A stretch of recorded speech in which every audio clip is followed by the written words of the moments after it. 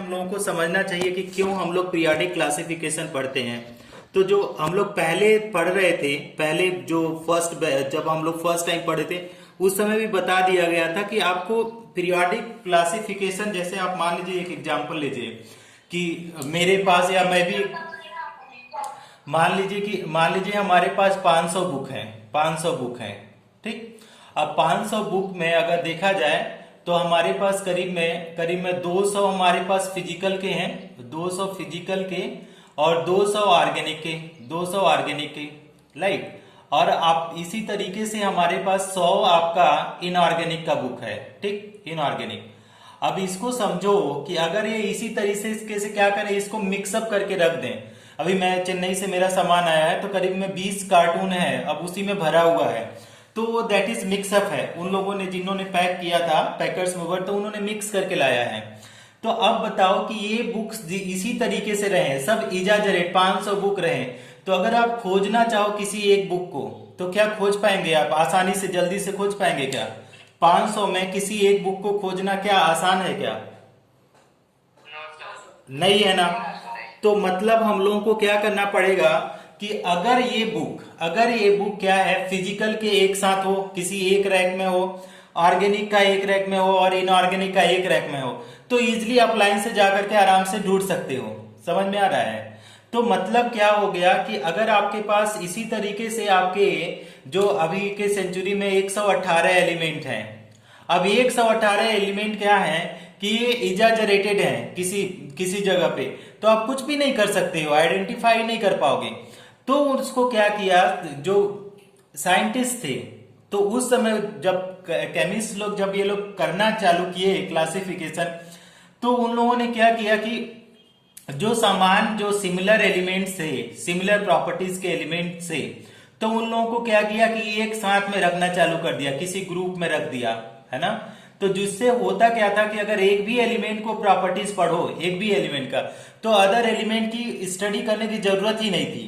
इसी तरीके से मान लो कि हमने सारे फिजिकल के बुक को क्या किया, एक रैक में रख दिया, ठीक है, एक रैक में।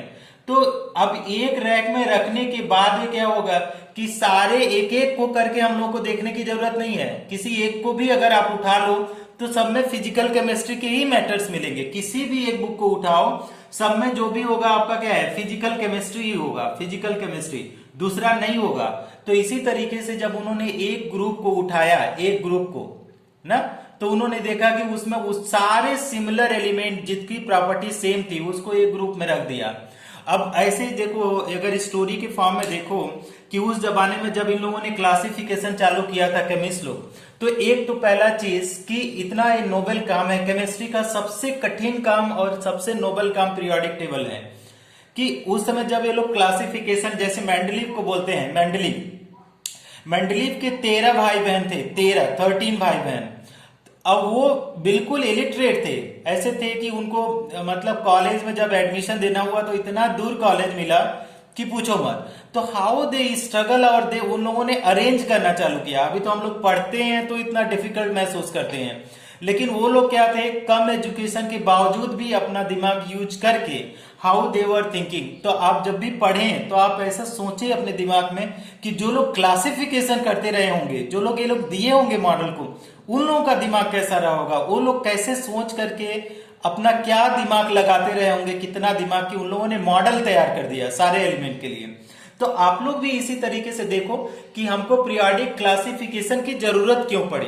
तो देखो, जरूरत का एक रीजन अपने हम लोग को नीड, अगर हम लोग बोले तो नीड ऑफ क्लासिफिकेशन हम थोड़ा सा बता देते हैं कि क्या जरूरत थी नीड ऑफ क्लासिफिकेशन की। तो पहला तो क्या था कि अगर एक एक एलिमेंट को अगर पढ़, हाँ, तो पहला हो जाएगा to make study of element easy, to make study of elements easy. पहला प्रॉपर्टीज तो ये हो गया कि to make the study of elements easy हो गया, ठीक।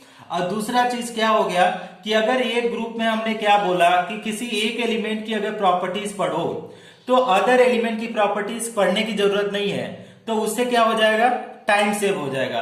तो दूसरा क्या हो गया, टू सेव द, क्या हो जाएगा, टू सेव द टाइम। समझ में आ रहा है, to save the time. Is it okay students?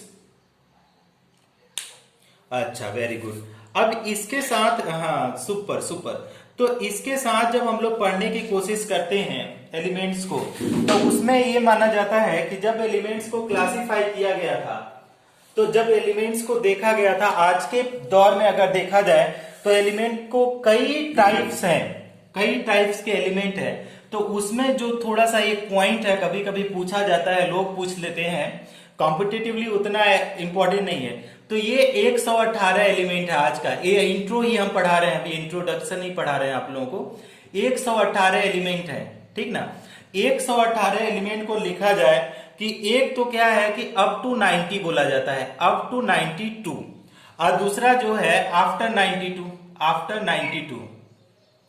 अब आफ्टर 92 को क्या बोला जाता है, और बिफोर 92, तो ये बोला जाता है, इसको कोई बता भी रहा है, इसको बोला जाता है, हाँ इसको बोलता है, हाँ very good, transuranic elements. Transuranic elements आप बोलिए, ट्रांस का मतलब बाद में होता है, ट्रांस मतलब बाद वाला। इसी को ऐसे बोला जाता है कि अगर दूसरे वर्ड में लिखें तो इसको बोला जाता है synthetic element, no synthetic element. Synthetic elements का मतलब ये होता है कि उसको सिंथेसिस किया गया है लैब में या कहीं पे भी बनाया जाता है, या इसका एक और नाम होता है, इसको बोला जाता है रेडियो एक्टिव एलिमेंट, ठीक है। अच्छा, अब इसके बाद अगर बोला जाए ये वाला, तो इसको बोला जाता है कि पोस्ट यूरानिक, हाँ पोस्ट यूरानिक क्या है एलिमेंट्स। पोस्ट यूरानिक एलिमेंट मतलब कि पहले वाले एलिमेंट्स को क्या बोला जाता है, जो यूरेनियम से पहले हैं उसको पोस्ट यूरानिक बोलेंगे, या इसी को बोलते हैं कि नेचुरल एलिमेंट भी बोला जाता है, natural element. Natural element, natural elements का मतलब ये हुआ कि इसको बनाया नहीं जा सकता है, कि नेचर में ये अपने आप ही मिल जाते हैं, ठीक। अब इसका जो फर्स्ट क्लासिफिकेशन आया था स्टूडेंट, जो फर्स्ट क्लासिफिकेशन, जो अपने सिलेबस में उतना तो नहीं है, बट लेकिन हम लोग पढ़ सकते हैं, सिलेबस में नहीं है। तो देखो क्या था, इसको इरेज कर रहा हूं, है ना। तो देखो अब इसको, लेकिन आप लोग क्या है कि अगर डीपली पढ़ते हैं तो कभी भविष्य में आप टीचर बन गए, क्योंकि आजकल अगर आप डॉक्टर भी बन जाते हो या इंजीनियर भी बन जाते हो, तो ऑनलाइन का जमाना है, देखोगे तो ऑनलाइन के जमाने में कुछ कोई भी प्रोफेशन है, टीचिंग तो आप कर ही सकते हो। टीचिंग करने के लिए कोई डिग्री की जरूरत नहीं है ऑनलाइन में, है ना, कोई आपका डिग्री नहीं दिख रहा है। तो अगर आप थोड़ी सी डेप्थ में जाओ, डेप्थ में, तो ज्यादा अच्छा रहेगा। तो सबसे पहले देखो कि एक डेफिनेशन हम लोग देते हैं कि पीरियोडिक क्लासिफिकेशन का डेफिनेशन पहले लिख लो, पीरियोडिक क्लासिफिकेशन। इसके बाद हम लोग जानेंगे ट्रेंड्स। क्लासिफिकेशन इसका मतलब क्या है, पीरियोडिक क्लासिफिकेशन, जरूरत तो आपने देख लिया, अभी हम बता देते हैं। इसको लिखते हैं arrangement of element, arrangements of elements of similar properties, elements of similar properties together, similar properties together ना। क्या बोला रहा है कि arrangement of elements of similar properties क्या है, टुगेदर। अब टुगेदर को हम लोग क्या लिख सकते हैं, इस तरीके से लिखते हैं, ग्रुप हम लिख रहे हैं, ग्रुप, और इसी तरीके के ग्रुप एंड पीरियड भी आप डाल दो, हालांकि ग्रुप ही ज्यादा सुटेबल वर्ड है, group and period. Periods is known as, उसी को क्या बोला जाता है, periodic table, is known as periodic table, ठीक। अब इसको समझ लीजिए कि क्या मतलब है आपका। एक एलिमेंट है, इस तरीके एक ग्रुप हमने बना दिया, राइट। अब एक ग्रुप, मान लो कोई भी ग्रुप है, ग्रुप इसको इस तरीके से बना दिया। अब इसमें जो भी एलिमेंट होगा सिमिलर प्रॉपर्टीज का होगा। मान लीजिए हमने लिथियम लिया, फिर सोडियम लिया, पोटेशियम लिया, है ना, रुबिडियम लिया, सीजियम लिया, फ्रेंसियम लिया। तो इसमें हुआ क्या कि इन सारे में all the elements have similar properties, all the elements have similar properties, सारे एलिमेंट की क्या प्रॉपर्टीज है, सिमिलर प्रॉपर्टीज है। अब सारे एलिमेंट की सिमिलर प्रॉपर्टीज है, तो कोई बताएगा कि सबको क्या अलग अलग से पढ़ने की जरूरत है, कि किसी एक को भी पढ़ोगे तो सबकी स्टडी हो जाएगी। हाँ, तो अब इससे हुआ क्या कि पहला चीज कि 118 एलिमेंट है, सबकी एक एक करके तो स्टडी कर नहीं सकते।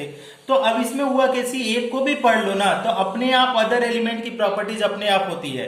तो इसीलिए इसी के अरेंजमेंट को ग्रुप और पीरियड में जब अरेंजमेंट करते हैं, that is what is known as periodic classification. समझ में आ गया डेफिनेशन पीरियोडिक क्लासिफिकेशन का? ओके। हाँ, आप लोग को स्क्रीनशॉट लेना है तो you can take the screenshot, otherwise I am erasing.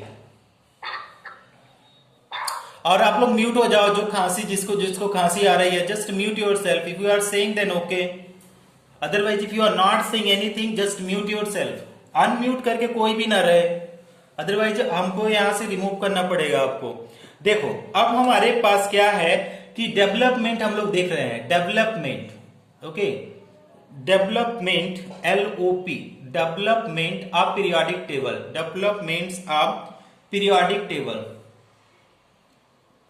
Developments of periodic table, कि कैसे कैसे डेवलपमेंट। अब देखो लास्ट टाइम हम लोगों ने उतना डिटेल में नहीं पढ़ा था क्योंकि जो सिलेबस में था उसी को मैंने पढ़ाया था।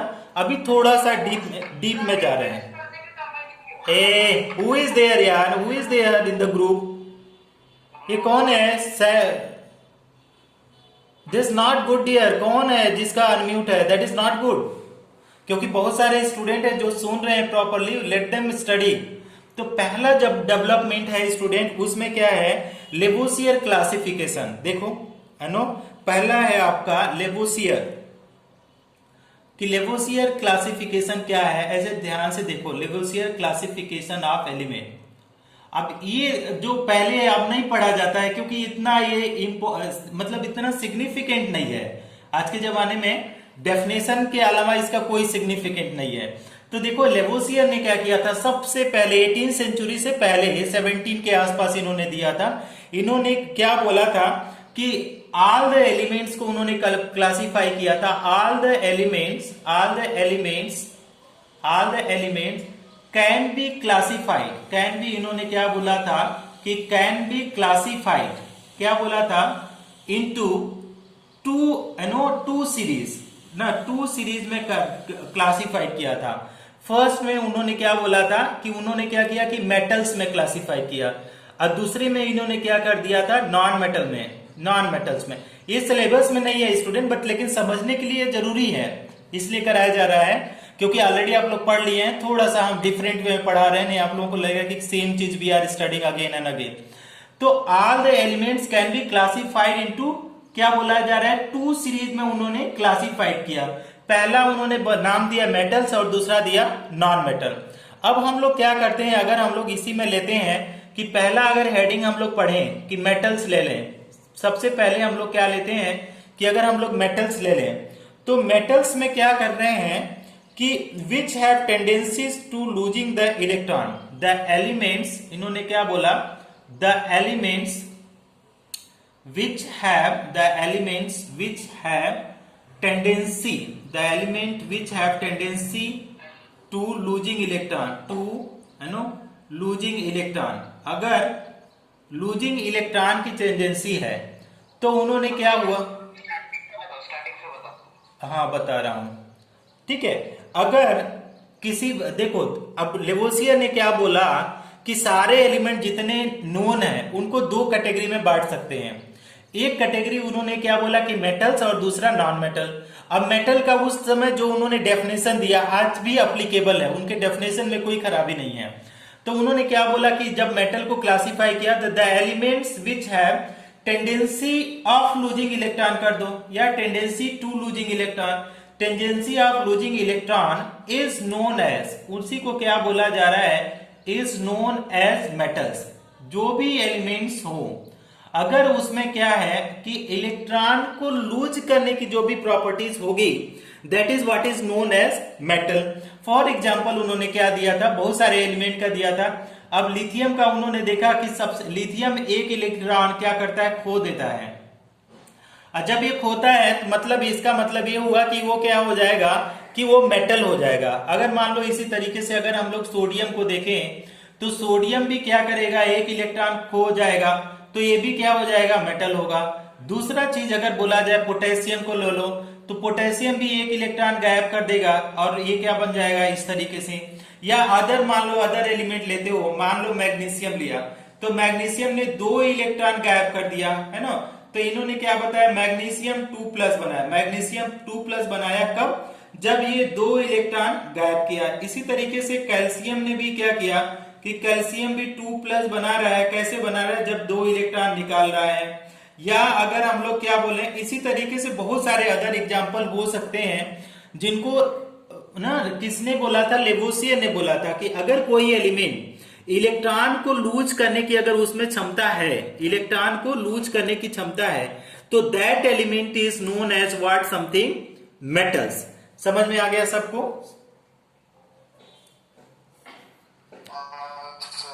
Okay. Now you can, if you want to take the screenshot, you can take. Otherwise, I am erasing this. Blur है सर। ब्लर है बेटा।